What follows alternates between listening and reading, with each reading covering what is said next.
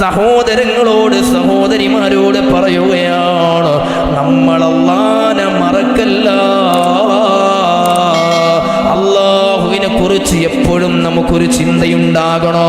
എൻ്റെ പ്രിയപ്പെട്ടവരെ, നമ്മളെ പടച്ച റബ്ബ്, ചോദിക്കാതെ നമുക്കെല്ലാം തന്ന റബ്ബ്, അനുഗ്രഹങ്ങൾ നമുക്ക് തന്ന നമ്മളെ പടച്ച റബ്ബുണ്ടല്ലോ, ആ റബ്ബിനെ നമ്മൾ മറന്നു പോകാൻ പാടില്ല.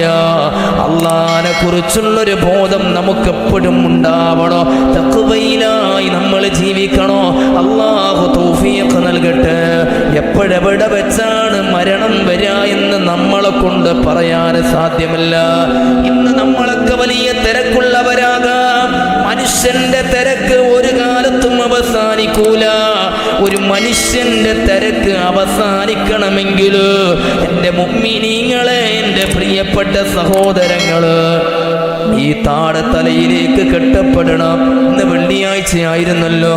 വെള്ളിയാഴ്ച ജുമുഅ നിസ്കാരം കഴിഞ്ഞിട്ട് ഖതീബ് ഉസ്താദ് പറയാറുണ്ട്, മയ്യത്ത് നിസ്കാരമുണ്ട്, നിങ്ങളൊന്ന് കൂടണേ, മയ്യത്തിന് വേണ്ടി നിസ്കരിക്കാനുണ്ടെന്ന് പറയുമ്പോ കുറെ പേരിങ്ങനെ ഇറങ്ങിപ്പോകുന്നത് കാണാം. കുറെ ആളുകൾ ഇറങ്ങിപ്പോകും, കുറച്ചാളുകൾ നിൽക്കും. ഒരു സ്വഫോ അല്ലെങ്കിൽ 1.5 സ്വഫോ ഉണ്ടാകും. ജുമുഅക്ക് വേണ്ടി വന്നതിൽ 80% ആളുകൾ പോയിട്ടുണ്ടാകും. ഒരു മയ്യത്ത് നിസ്കാരത്തിന് കൂടാൻ അവർക്ക് സമയം കിട്ടണില്ല. എപ്പോഴാണ് പള്ളിയുമായി ബന്ധപ്പെടുന്നത്? ആകെ കിട്ടുന്നൊരു വെള്ളിയാഴ്ചയാണ് അധികം പേരും പള്ളിയുമായൊരു ബന്ധമുണ്ടാകുന്നത്. എന്നാൽ എൻ്റെ സഹോദരങ്ങള്, ഇന്ന് നമുക്ക് തിരക്കാണ്. എൻ്റെ പ്രിയപ്പെട്ടവരെ, മനുഷ്യന്റെ തിരക്ക് അവസാനിക്കും എവിടെ? മൂക്കിൻ്റെ ദൂരം പഞ്ഞുകൊണ്ടടക്കുന്നേ,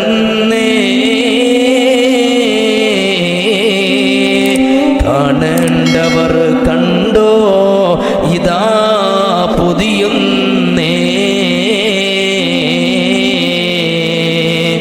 അരുമക്കിടാങ്ങൾ വാപ്പയെ വിളിക്കുന്നേ, അതിനുത്തരം നൽകാതെ നീ കിടക്കുന്നേ, മയ്യത്തുകട്ടിൽ തോളിലേക്കുയരുമ്പോൾ പുരക്കുള്ളിലപ്പോൾ രോദനം ഉയരുന്നേ. ഇതല്ലേ മനുഷ്യന്റെ അവസ്ഥ? ഇന്ന് രാത്രി ഈ മജ്‌ലിസ് കഴിഞ്ഞ്, ഇവിടുത്തെ ദുആ കഴിഞ്ഞ് നമ്മൾ നമ്മളെ വീട്ടിലേക്ക് പോയി കിടന്നുറങ്ങി. നാളെ സുബഹി ബാങ്ക് പള്ളിയിൽ നിന്ന് വിളിക്കുമ്പോ ഇവിടെ വന്നവരിൽ ആര് എഴുന്നേൽക്കുമെന്ന് നമ്മളെ കൊണ്ട് പറയാൻ സാധ്യമല്ല.